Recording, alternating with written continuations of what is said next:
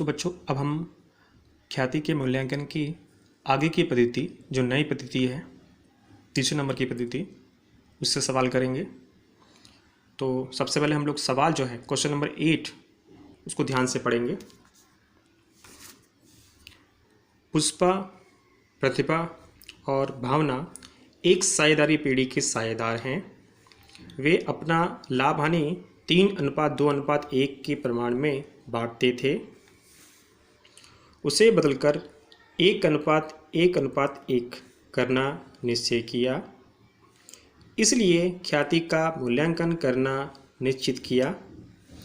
साझेदारी पीढ़ी के लाभ तथा अन्य माहिती के आधार पर साझेदारी पीढ़ी की ख्याति की कीमत अधिक लाभ की 3 वर्ष की खरीदी के आधार पर निश्चित कीजिए। देखिए बच्चों इसमें दिया हुआ है हमें सवाल कौन सी पद्धति से करना है, अधिक लाभ की पद्धति से साफ साफ इसमें दिया गया है, यानी जो हमारी तीसरी पद्धति है उससे हमें सवाल करना है। तो आगे जो और भी इसके बारे में जो डिटेल दिया है वो हम पढ़ेंगे। संपत्तियां कितनी दी है 6 लाख। सवाल में दायित्व कितना दिया गया है 2,50,000 रुपया। अपेक्षित मुआवजा का दर कितना दिया गया है 10% यानी 10%। और फिर हमें दिया गया है वास्तविक लाभ यानी कि वर्ष और लाभ। सवाल में वर्ष दिया गया है 3 2014-15, 15-16, 16-17 और उसका लाभ दिया गया है 14-15 का लाभ दिया गया है 80,000, 15-16 का लाभ दिया गया है 70,000, 16-17 का लाभ दिया गया है 90,000। तो इस प्रकार हम क्वेश्चन नंबर 8 के आधार पर अधिक लाभ के आधार पर सवाल करेंगे। तो अधिक लाभ की पद्धति का सवाल है हमारा। तो हमें सबसे पहले क्या करना होगा, इस प्रकार का टेबल बनाना होगा, इन्हें एक प्रकार का पत्रक बनाना होगा। ख्याति की गणना दर्शाता पत्रक। इसमें एक फर्स्ट में लिखना होगा स्टेप नंबर, फिर लिखना होगा विवरण, फिर लिखना होगा आपको रकम। तो देखिए स्टेप नंबर और विवरण और रकम जब लिख दिया तो शुरुआत करेंगे स्टेप नंबर 1, यानी सबसे नंबर 1 पे हमें क्या निकालना होगा विनियोजित पूंजी। और विनियोजित पूंजी कैसे निकालेंगे, कुल संपत्तियां जो कि आपके सवाल में दी हुई है आप देख सकते हैं 6 लाख माइनस कुल दायित्व 2,50,000 जो आपके सवाल में दिया गया है। तो 6 लाख में से 2,50,000 हम लोग माइनस करेंगे तो हमें मिलेगा यहाँ पर 3,50,000, यानी हमने क्या ज्ञात कर लिया विनियोजित पूंजी। फर्स्ट स्टेप पूरा। अब दिया सेकेंड स्टेप यानी कि अपेक्षित मुआवजा का दर, इसमें लिखना है कितना है 10%, जो भी वो भी आपके सवाल में दिया गया है, हमने अभी पढ़ा था। फिर स्टेप नंबर 3 अपेक्षित लाभ हमें ज्ञात करना है, उसका सूत्र है अपेक्षित लाभ बरोबर विनियोजित पूंजी गुणे अपेक्षित मुआवजा का दर। ठीक है, तो अपेक्षित लाभ बरोबर विनियोजित पूंजी जो हमने ज्ञात किया अभी पहले स्टेप में 3,50,000 रख दिया, रुपया 3,50,000 गुणे अपेक्षित मुआवजा का दर, वो भी हमारे सवाल में दिया, हमने लिखा है ऊपर 10%, यानी लिखेंगे 10%, यानी कि 3,50,000 का हम लोग निकालेंगे 10%, कितना निकलेगा 35,000। तो इस प्रकार हमने क्या ज्ञात कर लिया स्टेप नंबर 3 में अपेक्षित लाभ। अब हम जाएंगे स्टेप नंबर 4 में औसत लाभ। तो औसत लाभ कैसे निकालना है हमें, वर्ष और लाभ जो आपके सवाल में दिया गया है। वर्ष 2014-15, 15-16, 16-17 लिखेंगे, फिर लिखेंगे उसका लाभ जो दिया है आपके सवाल में 14-15 का 80,000, 15-16 का 70,000 और 16-17 का 90,000। और लाभ का कर लेंगे कुल कितना आएगा 2,40,000। फिर निकालेंगे इसका हम लोग औसत लाभ। तो औसत लाभ बरोबर कुल लाभ भागे वर्षों की संख्या। कुल लाभ हमने यहाँ पर ज्ञात किया कितना 2,40,000, कुल लाभ की जगह पर रख देंगे वर्षों की संख्या, कितने वर्ष का लाभ दिया गया है 1, 2, 3, आगे में 3। तो 2,40,000 को हम 3 से भाग देंगे, कितना आएगा 80,000, जो हमें यहाँ रख देना है रकम के कॉलम में 80,000। तो इस प्रकार हमारा जो 4 स्टेप है वो पूरे हो गए। अब हम जाएंगे नेक्स्ट यानी कि 5वें स्टेप पे। 5वां स्टेप है अधिक लाभ बरोबर औसत लाभ माइनस अपेक्षित लाभ। ठीक है, तो औसत लाभ बेटा हमने लोगों ने निकाल ही लिया है 80,000 रख देंगे।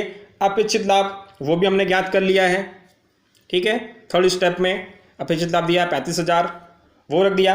तो औसत लाभ दिया है 80,000, अपेक्षित लाभ दिया है 35,000, यानी 80,000 माइनस 35,000 कितना आएगा 45,000, जो हमें रकम के कॉलम में रख देना है 45,000।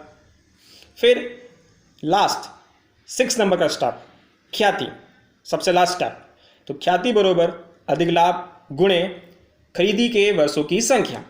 तो अधिक लाभ हम लोगों ने निकाला यहाँ पर स्टेप नंबर 5 में अधिक लाभ 45,000 रख देंगे। खरीदी के वर्षों की संख्या आपके सवाल में दी गई है, हम लोगों ने पढ़ा था, देखो लिखा है इसमें सवाल नंबर 8 में ख्याति की कीमत अधिक लाभ की 3 वर्ष की खरीदी के आधार पर निश्चित कीजिए, यानी कितना दिया है 3 वर्ष। तो खरीदी के वर्ष संख्या कितना रखना है आपको 3। तो 45,000 गुणे 3 कितना आ जाएगा 1,35,000, और जो हमें रख देना यहाँ पर रकम के कॉलम में। तो इस प्रकार हमारा ये अधिक लाभ की पद्धति से सवाल की गणना पूरी हुई, सवाल पूरा हुआ। अब हम लोग नेक्स्ट जो है चौथी मेथड पूंजीगत की पद्धति उससे सवाल करेंगे। तो इसके लिए हम लोग देखेंगे अपना सवाल नंबर 11। किताब आप लोगों के पास में होगी, निकाल लीजिए, देख लीजिए सवाल में सवाल दिया गया है, उसको पहले ध्यान से हम लोग पढ़ेंगे। प्रभा और प्रभु की साझेदारी पीढ़ी की ख्याति की कीमत अधिक लाभ को पूंजीकृत करने की पद्धति से निश्चित कीजिए। किससे करना है अधिक लाभ को पूंजीकृत करने की पद्धति से।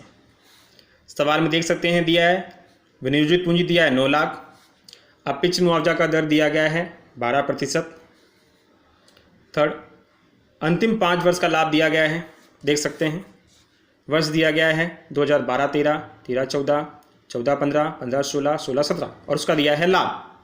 12-13 का लाभ दिया है 1 लाख, 13-14 का लाभ दिया है 1,40,000, 14-15 का लाभ दिया गया है 1,30,000, 15-16 का लाभ दिया गया है 1,50,000, और 16-17 का लाभ दिया गया है 1,80,000। इस प्रकार से ये लाभ दिया गया। अब हम करेंगे सवाल की गणना।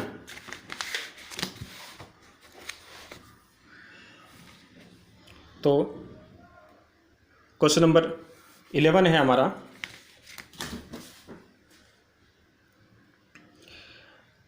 अधिक लाभ को पूंजीगत करने की पद्धति से सवाल करना है।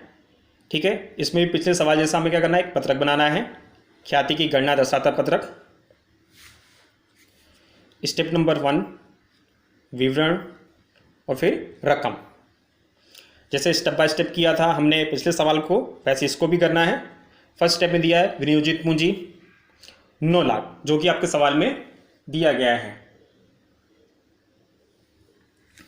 फिर सेकेंड स्टेप में अपेक्षित मुआवजा का दर, वो भी आपके सवाल में दिया गया, हमने पढ़ा 12%। फिर थर्ड स्टेप में अपेक्षित लाभ बरोबर विनियोजित पूंजी गुणे अपेक्षित मुआवजा का दर। तो विनियोजित पूंजी आपके सवाल में दिया गया है, जो हम लोगों ने फर्स्ट स्टेप में लिखा भी है 9 लाख रख देंगे, गुणे अपेक्षित मुआवजा का दर जो सेकेंड स्टेप में रखा गया है, सवाल में भी दिया गया है 12% रख देंगे। यानी हमें निकालना है 9 लाख का 12%, कितना निकलेगा ₹1,08,000। हमें रकम कॉलम रख देना है 1,08,000। इस प्रकार हमारे 3 स्टेप पूरे हुए। अब हम जाएंगे चौथे स्टेप में, हमें उसमें क्या निकालना है औसत लाभ, वर्ष और लाभ, जो कि आपके सवाल में दिया गया है। हमें यहाँ लिख देना है उसको कॉलम बना के, टेबल बना के। 2012-13 में लाभ था 1 लाख, 2013-14 में लाभ था 1,40,000, 2014-15 में लाभ था 1,30,000, 2015-16 में लाभ था 1,50,000, 2016-17 में लाभ था 1,80,000। इस प्रकार ये लाभ का कर लेना है टोटल, कितना आएगा कुल 7 लाख। फिर हमें निकालना है इसका औसत लाभ। औसत लाभ बरोबर कुल लाभ भागे वर्षों की संख्या।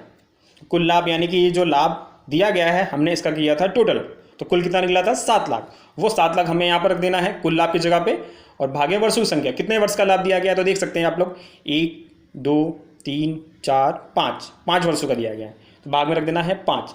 तो इस प्रकार से 7 लाख को हम जब 5 से भाग देंगे तो कितना आएगा 1,40,000। तो हमें क्या ज्ञात हो गया औसत लाभ 1,40,000, जो हमें कहाँ रख देना है रकम के कॉलम में। फिर हमारा जो नेक्स्ट स्टेप है 5वें नंबर का, क्या निकालना है हमें अधिक लाभ। तो अधिक लाभ का क्या सूत्र होता है, अधिक लाभ बरोबर औसत लाभ माइनस अपेक्षित लाभ। औसत लाभ जो कि हमने इससे पिछले वाले स्टेप में यानी कि स्टेप नंबर 4 में हमने ज्ञात कर लिया था, कितना आया था 1,40,000, हमें यहाँ पर रख देना है औसत लाभ में, माइनस अपेक्षित लाभ। तो अपेक्षित लाभ भी हम लोगों ने ज्ञात किया हुआ है स्टेप नंबर 3 में। अपेक्षित लाभ कितना दिया गया है 1,08,000, तो हम लोग रख देंगे यहाँ पर 1,08,000। तो 1,40,000 माइनस 1,08,000 कितना आएगा 32,000। तो हमें ये क्या ज्ञात हो गया 5वें स्टेप में, अधिक लाभ 32,000, जो हमें रकम के कॉलम में रख देना है 32,000। फिर हमारा लास्ट स्टेप नंबर 6, उसमें क्या ज्ञात करना है हमें, ख्याति। ख्याति बरोबर अधिक लाभ भागे अपेक्षित मुआवजा का दर। अधिक लाभ हमने ज्ञात किया हुआ है कितना 32,000, अधिक लाभ की जगह पर रख देंगे भागे अपेक्षित मुआवजा का दर, जो वो भी हमारे सवाल में दिया गया है, हम लोगों ने लिखा भी स्टेप नंबर 2 में अपेक्षित मुआवजा का दर 12%, बस रख देंगे यहाँ पर। तो आपको क्या करना है 12%, 32,000 का भागे 12% यानी कि 32,000 भागे 12 गुणे 100 कितना मिल जाएगा आपको 2,66,666.67, यानी आप इसको ऐसे भी लिख सकते हैं ₹2,66,667 रकम कॉलम में।